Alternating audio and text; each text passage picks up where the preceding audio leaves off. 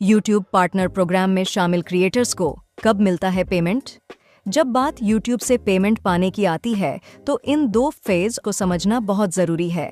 Setup phase और payment की processing वाला फेज। अगर आपको YPP के लिए अप्लाई करना है तो एडसेंस फॉर YouTube का अकाउंट सेटअप करना जरूरी है। YPP में शामिल होने के बाद आपको 4 स्टेप्स और पूरे करने होंगे। ये स्टेप सेटअप फेज का ही हिस्सा होते हैं। पेमेंट पाने के लिए इन्हें पूरा करना जरूरी होता है। चलिए एक एक करके हर स्टेप पर बात करते हैं। इसके साथ साथ हम पेमेंट की टाइमलाइंस पर भी एक नजर डालेंगे। पहले स्टेप में आपके चैनल की कमाई $10 या आपकी करेंसी में $10 के बराबर होनी चाहिए। जब चैनल से इतनी कमाई हो जाएगी तब आपसे अपनी आइडेंटिटी को वेरीफाई करने के लिए कहा जाएगा। इसके लिए आपको YouTube स्टूडियो में मौजूद कमाई करें पेज पर एक प्रॉम्प्ट दिखेगा।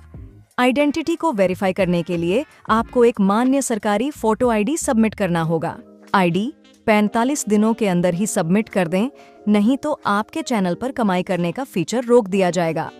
आइडेंटिटी को वेरीफाई करने के बाद आपको अपने पेमेंट एड्रेस को वेरीफाई करना होगा। इसके लिए आपके बताए गए पेमेंट एड्रेस पर पोस्ट के जरिए 6 डिजिट वाला एक पर्सनल आइडेंटिफिकेशन नंबर पिन भेजा जाएगा। आमतौर पर पिन 2 से 4 हफ्तों में आपके एड्रेस पर पहुंच जाता है। हालांकि आपकी लोकेशन के हिसाब से इसमें और भी समय लग सकता है। जब आपको पिन मिल जाए तो उसे अपने एडसेंस फॉर YouTube के अकाउंट में डालें। इसके लिए पेमेंट पर जाकर पहचान और पते की पुष्टि पर जाएं। अगर आपको 4 हफ्तों के अंदर पिन न मिले तो चेक कर लें कि आपकी अकाउंट डिटेल्स और पेमेंट एड्रेस बिल्कुल सही हो। अगर इसमें बदलाव करने की ज़रूरत है तो पेमेंट में जाकर सेटिंग पर जाएं। अगर अकाउंट डिटेल्स सही होने के बावजूद आपको पिन नहीं मिला तो पिन दोबारा भेजने की रिक्वेस्ट करें। इसके लिए एडसेंस फॉर YouTube में पेमेंट पर जाएं, फिर पहचान और पते की पुष्टि में जाकर पिन फिर से भेजें को चुनें। ध्यान दें, पिन भेजने की रिक्वेस्ट 3 बार की जा सकती है। साथ ही पहली बार पिन जनरेट होने के 4 महीनों के अंदर अपने अकाउंट में पिन डालना होगा। 4 महीनों के बाद कमाई करने का फीचर आपके चैनल के लिए रोक दिया जाएगा। इसे फिर से शुरू करने के लिए आपको वेरिफिकेशन करना पड़ेगा। ये स्टेप्स पूरे होने पर आपसे पेमेंट डिटेल्स मांगी जाएंगी।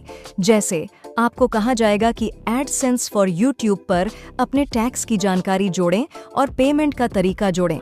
YouTube पर कमाई करने वाले सभी क्रिएटर्स को अपने टैक्स की जानकारी देनी पड़ती है, फिर चाहे वे किसी भी देश में हों। अपने एडसेंस फॉर YouTube अकाउंट में टैक्स की जानकारी जोड़ने के लिए पेमेंट पर जाएं।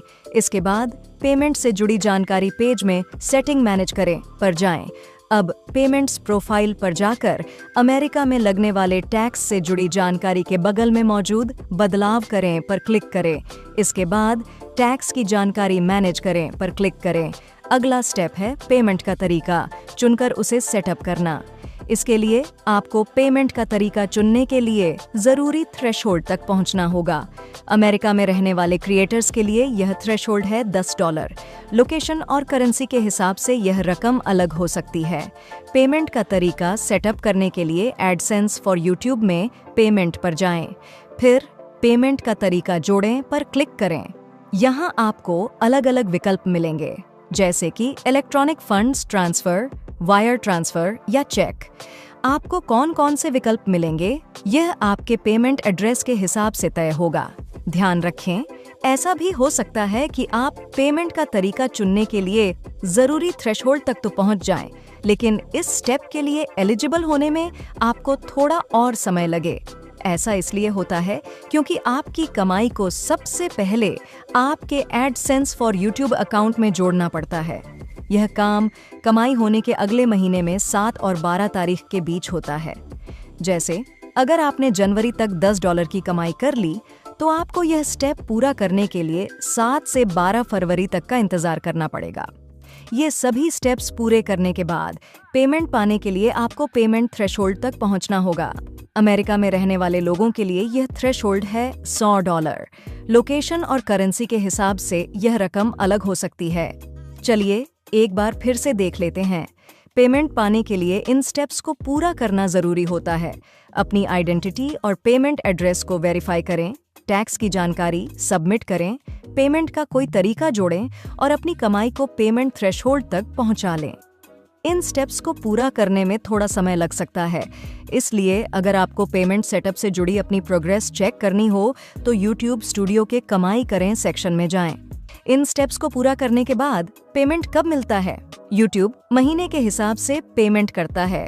जब किसी महीने आपकी कमाई इकट्ठी हो जाती है तो उसका पेमेंट अगले महीने की 21 से 26 तारीख के बीच भेज दिया जाता है।